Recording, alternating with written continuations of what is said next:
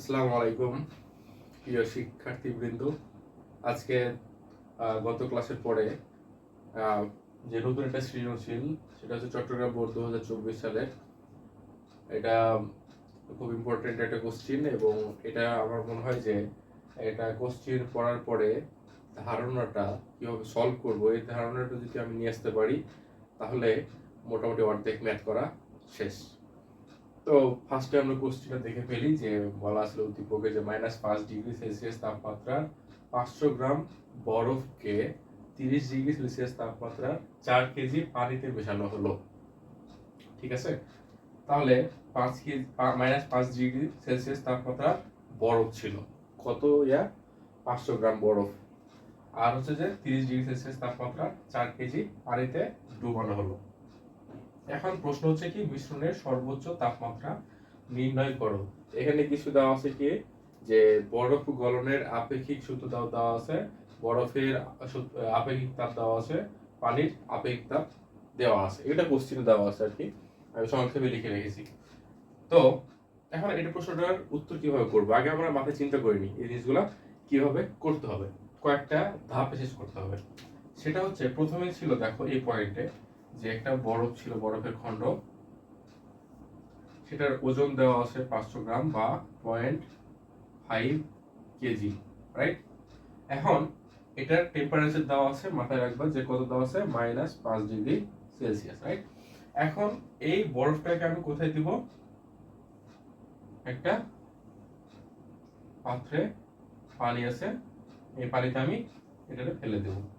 হ্যাঁ, এই পাত্রের পানির আবার টেম্পারেচার দেওয়া আছে দেখো এখানে 30 ডিগ্রি সেলসিয়াস।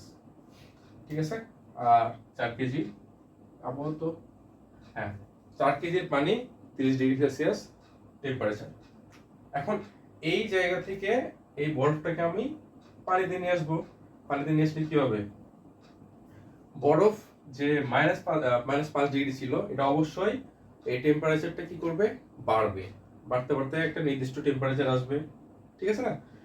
আর এই পানিটা যে টেম্পারেচারে ছিল 30 ডিগ্রি, এটা পানিটা ঠান্ডা হয়ে যাবে, ঠান্ডা হয়ে একটা নির্দিষ্ট টেম্পারেচার আসবে।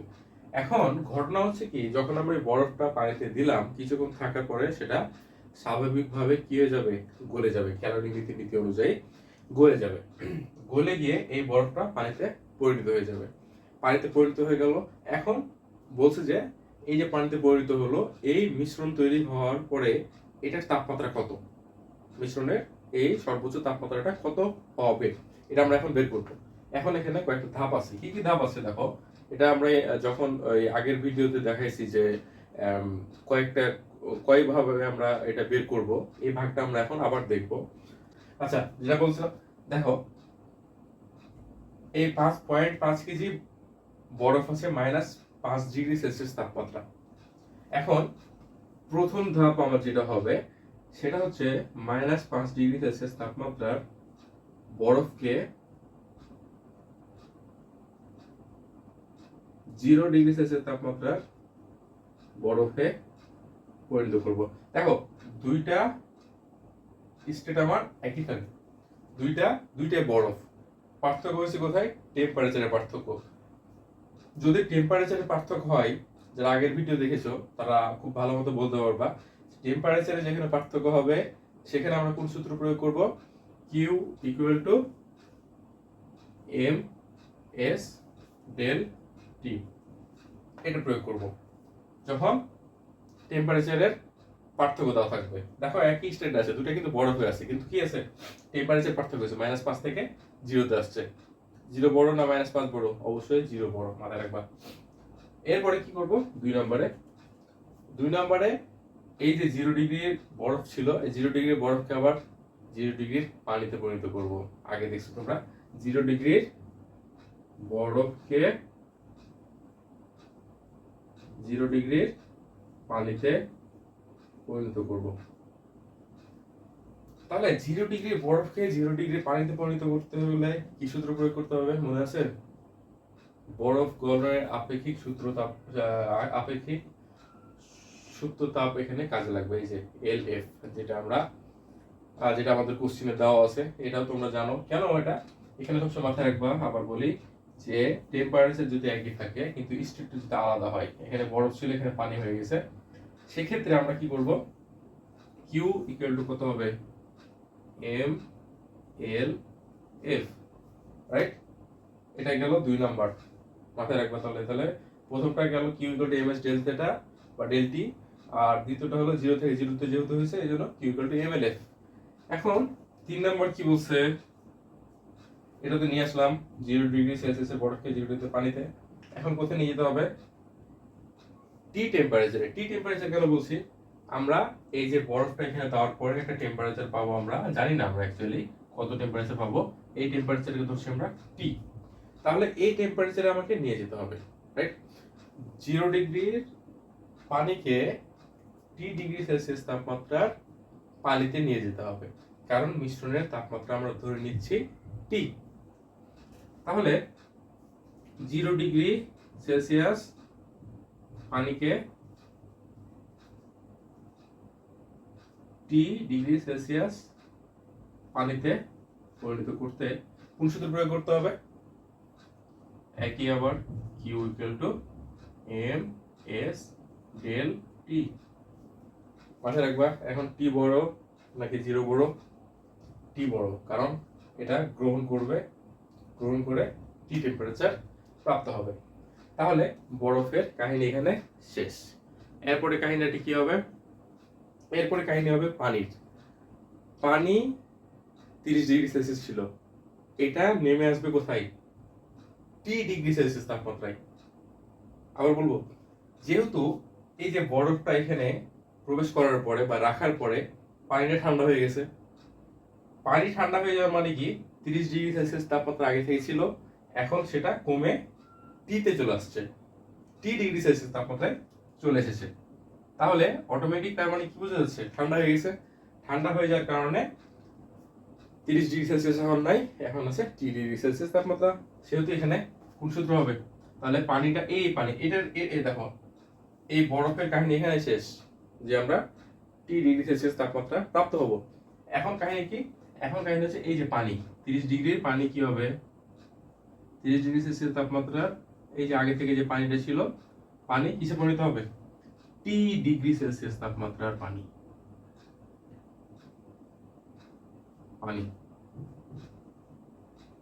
তাহলে সূত্র কি হবে, আবার যেহেতু আমার টেম্পারেচার আলাদা আলাদা, সেহেতু হবে কিউ ইকুয়াল টু আবারও এম এস ডেল টি। তাহলে এখানে এম এস রাখলাম, ডেল টি এর পরিবর্তে কি লিখে যাবে, 30 বড় না টি বড়, টি অবশ্যই ছোট, কারণ 30 থেকে নেমে আসছে টিতে, ঠান্ডা হয়েছে।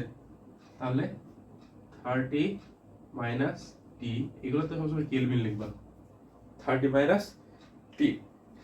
এখন আমরা এটা মিশিয়ে দেব, মিশিয়ে দিয়ে এই সবগুলো একসাথে বের করব। কি বের করব, এখানে কি জানি, গৃহীত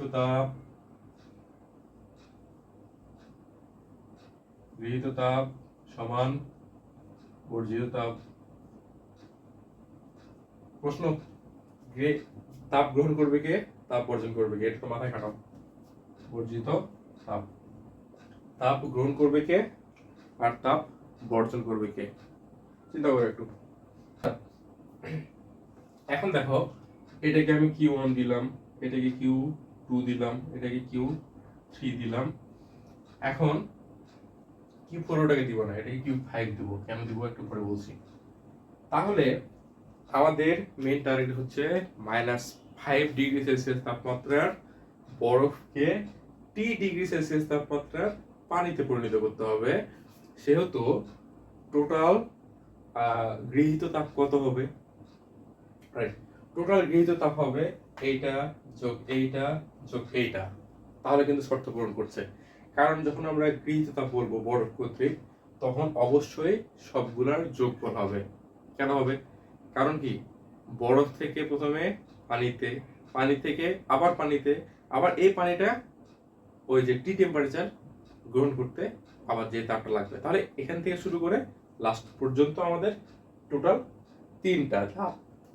তার মানে Q1, আচ্ছা Q4 ইকুয়াল টু কি লিখতে পারবো, Q4 ইকুয়াল টু Q1 যোগ Q2 যোগ কিউ থ্রি, বোঝা গেছে? তাহলে এটা কি লিখে যাবে? গৃহীত তাপ, গৃহীত তাপ।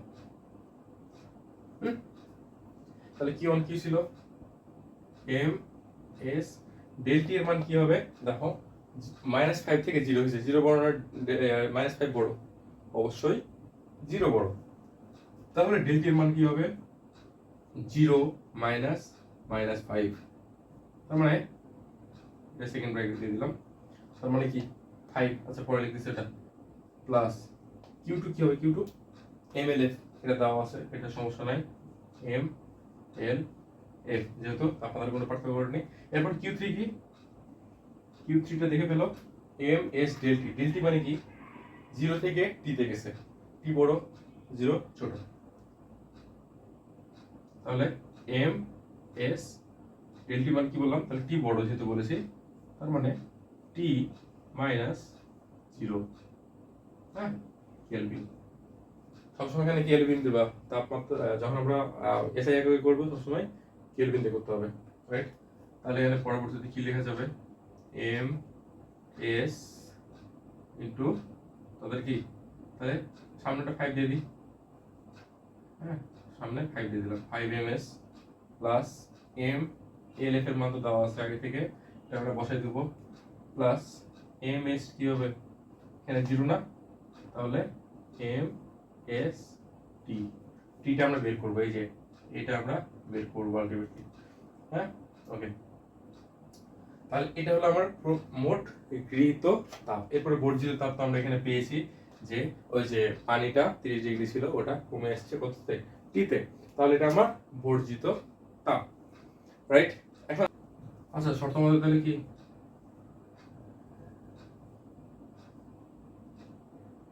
গৃহীত তাপ সমান বর্জিত তাপ, আচ্ছা এটা ছিল গৃহীত তাপ, আর বর্জিত তাপ কি ছিল? পানি কর্তৃক এম এস কত? 30 - টি কেলভিন। আচ্ছা এখন কেলভিন লিখে লাগে তো দরকার নাই, বা তাহলে 5 কার ছিল বরফের, জাস্ট মানগুলো বসাই দিবা, 5 ইন্টু 0.5 কেন দিলাম? কারণ 500 গ্রাম 5 কেজি দিয়ে নিয়ে আসতে হবে এই জন্য, ওকে। এস কি? এস হচ্ছে বরফের, মাথায় রাখো, বরফের 2100 যোগ mLF এর মান কত? m এর মান এই যে কমন নিয়ে নিতে পারো, m এটা টোটালটা কমন নিয়ে নিতে পারো, আচ্ছা কমন নিয়ে নাও, কমন নিয়েও ভালো হবে।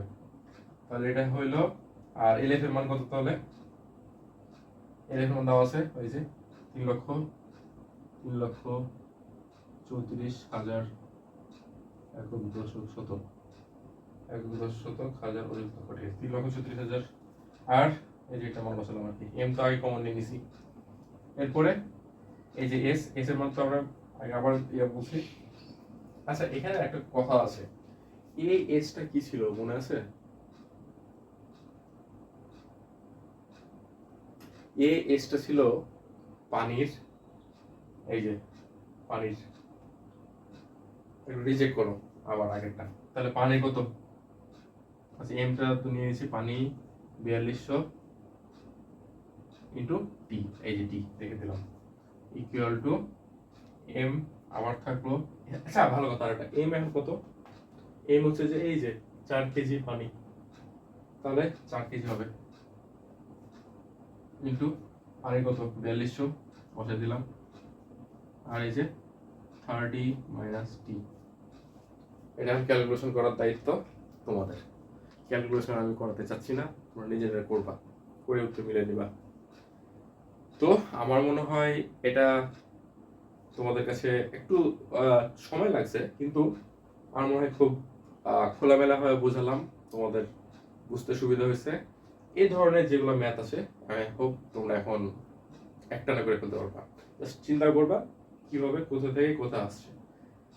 দুইটা কথা বলি, একটা হচ্ছে যদি টেম্পারেচার একই থাকে, টেম্পারেচার একই থাকে, ওই যে বলছিলাম যে 0 থেকে 0, 0 বরফ 0 পানি, তাহলে ওই যে ওই সূত্র MLF Q equal to M L F. আর যদি টেম্পারেচার আলাদা হয়, দুইটা আলাদা আলাদা টেম্পারেচার দেওয়া থাকে, সেক্ষেত্রে Q equal to M S del T বা ডেল থেটা। শেষ, এটা মনে রাখলেই হবে। Thank you.